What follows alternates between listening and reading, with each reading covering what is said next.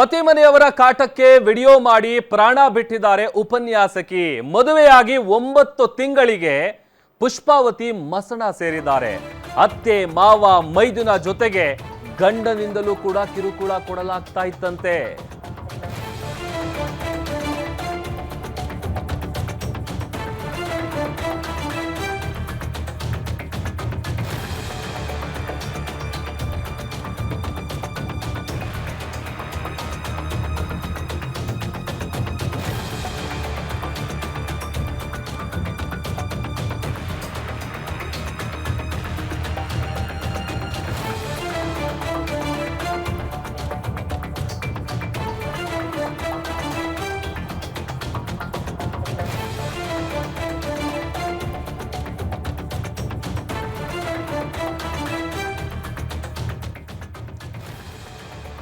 ಗಂಡನ ಮನೆಯವರ ಕಾಟಕ್ಕೆ ಬೇಸತ್ತು ವಿಡಿಯೋ ಮಾಡಿ ಉಪನ್ಯಾಸಕಿ ಒಬ್ರು ಪ್ರಾಣ ಬಿಟ್ಟಿರುವಂತ ಘಟನೆ ನಡೆದಿದೆ. ಮದುವೆಯಾಗಿ 9 ತಿಂಗಳಿಗೆ ಮಸಣ ಸೇರಿದ್ದಾರೆ ಪುಷ್ಪಾವತಿ. ಅತ್ತೆ ಮಾವ ಮೈದುನ ಜೊತೆಗೆ ಗಂಡನಿಂದಲೂ ಕೂಡ ಕಿರುಕುಳ ಕೊಡಲಾಗ್ತಾ ಇತ್ತು. ಕಿರುಕುಳ ತಾಳಲಾರದೆ ಘಾಟಿ ಡ್ಯಾಂಗೆ ಪುಷ್ಪಾವತಿ ಹಾರಿ ಜೀವ ಕಳ್ಕೊಂಡಿದ್ದಾರೆ. ದೊಡ್ಡಬಳ್ಳಾಪುರ ತಾಲೂಕಿನ ತಪಸಿಹಳ್ಳಿ ಗ್ರಾಮದ ನಿವಾಸಿ ಇವರು. ಮಕ್ಕಳು ಬೇಕು ಅಂತ ಗಂಡ ವೇಣು ಬಳಿ ಮಹಿಳೆ ಹೇಳ್ಕೊಂಡಿರ್ತಾರೆ. ಅನುಮಾನ ಬಂದು ಡಾಕ್ಟರ್ ಸಲಹೆಯನ್ನ ಪಡೆಯೋಣ ಅಂತ ಪುಷ್ಪಾವತಿ ಅವರು ಹೇಳಿದ್ರು. ಇದೇ ಕಾರಣಕ್ಕೆ ಅವಾಚ್ಯ ಶಬ್ದಗಳಿಂದ ನಿಂದಿಸಿ ಹಲ್ಲೆ ಮಾಡಿದ್ದಾರೆ ಅನ್ನುವಂತ ಆರೋಪ ಕೇಳಿಬರ್ತಾ ಇದೆ. ಕೇಳೋದಕ್ಕೆ ಬಂದಂತ ಪುಷ್ಪಾವತಿ ಅವರ ಕುಟುಂಬಸ್ಥರ ವಿರುದ್ಧವೂ ಕೂಡ ಹಲ್ಲೆ ಆಗಿದೆಯಂತೆ. ನನಗೆ ಕೊಟ್ಟಿರುವಂತ ಹಿಂಸೆ ಒಂದೊಂದಲ್ಲ, ನಾನು ನೋಡಿರೋ ನರಕ ಒಂದೊಂದಲ್ಲ. ಊಟಕ್ಕೆ ವಿಷ ಹಾಕಕ್ಕೆ ಹೋಗಿದ್ರು, ಅದಕ್ಕೆ ಊಟನೂ ಸಹ ನಾನು ಮಾಡಲಿಲ್ಲ 15 ದಿನ. ಅದಾದಮೇಲೆ ನಾನು ಅಡುಗೆ ಮಾಡಿದ್ರೆ ಮಾತ್ರ ನಾನು ಊಟ ಮಾಡ್ತಿದ್ದೆ, ಅದು ತಿಂತಿರಲಿಲ್ಲ. ಅವ್ರು ನನ್ನ ಸಾಯಿಸೋ ಪ್ರಯತ್ನನೂ ಸಹ ಮಾಡಿದರು. ಇಷ್ಟೆಲ್ಲ ಆದಮೇಲೆ ಸಮಾಜದಲ್ಲಿ ಇಷ್ಟೆಲ್ಲ ಎಲ್ಲರೂ ನನ್ನ ಜೀವನ, ನನ್ನ ಸ್ಟೂಡೆಂಟ್ಸು, ನಮ್ಮ ಕೊಲೀಗ್ಸು, ಇಲ್ಲಿ ನಮ್ಮ ಮನೆಯವ್ರಿಗೆ ಎಲ್ಲರೂ ಆಡ್ಕೊಳ್ಳೋ ಥರ ಆಗೋಯ್ತು, ಎಲ್ಲರೂ ನಗೋ ಥರ ಆಗೋಯ್ತು. ನನ್ನ ಜೀವನ ಮಾಡಿರೋ ತಪ್ಪಾದರೂ ಏನು ಹೇಗೂ ಸಹ ಬರ್ತಿರ್ಲಿಲ್ಲ. ನಮ್ಮ ತವ್ರ ಮನೆಯವ್ರ ಹತ್ರ ಮಾತಾಡೋಂಗಿರಲಿಲ್ಲ, ನಮ್ಮ ತವ್ರ ಮನೆಯವ್ರು ನಮ್ಮ ಮನೆಗೆ ಬರೋಂಗಿರಲಿಲ್ಲ. ನಮ್ಮ ತವ್ರ ಮನೆಯವ್ರು ನನ್ನ ಮನೆಗೆ ಬಂದು ಅಂದರೆ ಹೆಂಗೆ ಬಂದರು ನಿಮ್ಮ ತವ್ರ ಮನೆಯವರು ಅಂತ ಹಿಡ್ಕೊಂಡು ಎಲ್ಲರೂ ಹೊಡಿಯೋರು, ಎಲ್ಲರೂ ಹೊಡಿಯೋರು. ನಾನು ಹೋಗಂಗಿಲ್ಲ. ನಮ್ಮತ್ತೆ, ನಮ್ಮ ಮಾವ, ನನ್ನ ಮೈನ, ನನ್ನ ಗಂಡ ನನಗೆ ಬ್ಲ್ಯಾಕ್ ಮೇಲ್ ಮಾಡಿರೋದು.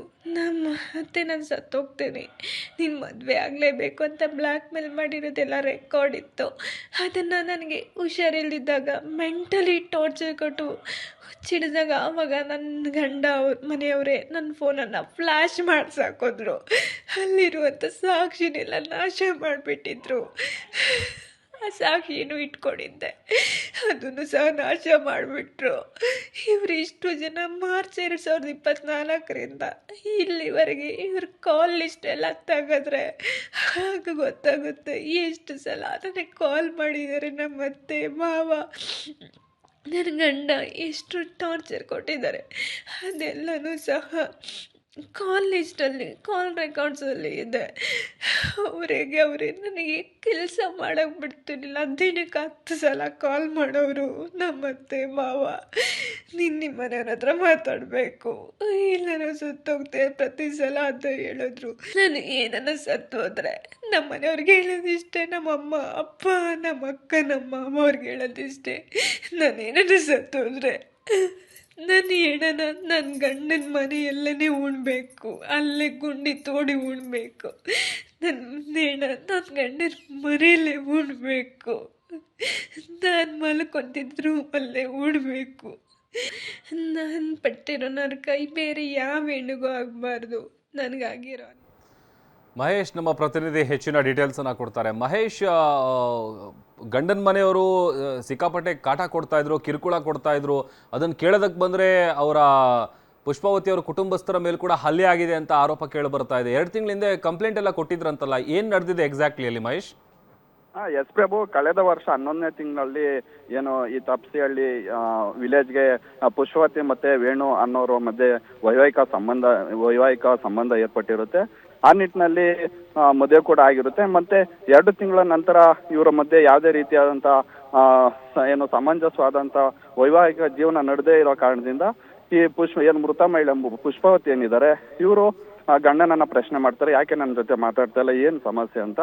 ಈ ವಿಚಾರವಾಗಿ ತನ್ನ ಮಾವ, ಅತ್ತೆ ಮತ್ತೆ ಮೈದುನನ ಬಳಿ ಸಹ ಈಕೆ ತನ್ನ ಅಳಲನ್ನ ತೋಡ್ಕೊಂಡಿರ್ತಾರೆ. ಆಗ ಅತ್ತೆ, ಮಾವ ಮತ್ತೆ ಮೈದುನ ಇಟ್ಕೊಂಡು 2 ತಿಂಗಳು ಹಾಗೆ ಇರ್ಲಿ, ಎಲ್ಲ ಸರಿ ಹೋಗುತ್ತೆ ಅನ್ನೋ ಒಂದು ಪ್ರತ್ಯುತ್ತರನು ಕೊಟ್ಟಿರ್ತಾರೆ. ಆದ್ರೆ 2 ತಿಂಗಳು ಆದ ನಂತರನು ಸಹ ಸಮಸ್ಯೆಗಳು ಬಗೆಹರದ ಕಾರಣ ಮತ್ತೆ ತನ್ನ ನೋವನ್ನ ಅತ್ತೆ ಮತ್ತೆ ಮಾವ ಮೈದುನ ಹತ್ರ ಬಳಿ ತೋಡ್ಕೊಂಡಿರ್ತಾಳೆ. ಆಗ ಏಕಾಏಕಿ ಏನು ಈ ಮದುವೆ ವಿಚಾರವಾಗಿ ಮತ್ತೆ ಈಕೆ ಏನು ವೈವಾಹಿಕ ಸಂಬಂಧಕ್ಕೆ ಒಂದು ಪ್ರತಿಯಾಗಿ ಮಗು ಬೇಕು ಅನ್ನೋ ಒಂದು ಹಂಬಲ ಸಹ ಏನು ವೈವಾಹಿಕ ದಂಪತಿಗಳಿಗಿರ್ತದೆ. ಆದ್ರೆ ಈ ವಿಚಾರದಲ್ಲಿ ಸಾಕಷ್ಟು ಸಮಸ್ಯೆಗಳು ಏನು ಪುಷ್ಪಾವತಿ ಮತ್ತೆ ವೇಣು ಮಧ್ಯೆ ಇರುತ್ತೆ. ಹಾಗಾಗಿ ಪುಷ್ಪಾವತಿ ಇದ್ಕೊಂಡು ನಿಂಗೇನಾದ್ರೂ ಸಮಸ್ಯೆ ಇದ್ರೆ ನೇರವಾಗಿ ವೈದ್ಯರ ಬಳಿ ಹೋಗೋಣ, ಏನೇ ಸಮಸ್ಯೆ ಇದ್ರು ಅಲ್ಲಿ ಬಗೆಹರಿಸ್ಕೊಳ್ಳೋಣ ಅನ್ನೋ ಒಂದು ನಿಟ್ಟಿನಲ್ಲೂ ಸಹ ಮಾತುಕತೆ ಆಗಿರುತ್ತೆ. ಆಗ ವೈದ್ಯರ ಬಳಿ ಸಂಪರ್ಕ ಮಾಡ್ಲಿಕ್ಕೆ ಆದ್ರೆ ವೇಣು ಏನಿದ್ದಾರೆ ಅವರು ಯಾವುದೇ ರೀತಿಯಾದಂತ ಉತ್ತರ ನೀಡೋದಿಲ್ಲ. ಹಾಗಾಗಿ ಮತ್ತೆ ಪ್ರಶ್ನೆ ಮಾಡಿದಾಗ ಏನು ಮಾವ ಮತ್ತೆ ಅಳಿಯ ಮೈದುನ ಸೇರಿ ಈಕೆ ಮೇಲೆ ಹಲ್ಲೆ ಮಾಡಿರುವಂತದ್ದು ಮತ್ತೆ ಕಿರುಕುಳ ಮಾಡಿರುವಂತದ್ದು. ಈ ವಿಚಾರವಾಗಿ ಇನ್ನು ಮೃತ ಮಹಿಳೆ ಪುಷ್ಪಾವತಿ ಏನಿದ್ದಾರೆ ಮಹಿಳಾ ಠಾಣೆಗೆ ದೂರನ್ನ ನೀಡಿರ್ತಾರೆ. ಆ ವಿಚಾರವಾಗಿ ಇವರು ದೂರನ್ನ ಆಧರಿಸಿ ಕೋರ್ಟ್ಗೆ ಹೋಗಿ ಮತ್ತೆ ಇವ್ರನ್ನ ಅರೆಸ್ಟು ಸಹ ಮಾಡಿರ್ತಾರೆ ಪೊಲೀಸರು. ಮತ್ತೆ ಕೋರ್ಟ್ಗೆ ಹೋಗಿ ನಿರೀಕ್ಷಣಾ ಜಾಮೀನನ್ನ ಪಡೆದುಕೊಂಡು ಮತ್ತೆ ಇವರು ಮನೆಗೆ ಬಂದಿರ್ತಾರೆ.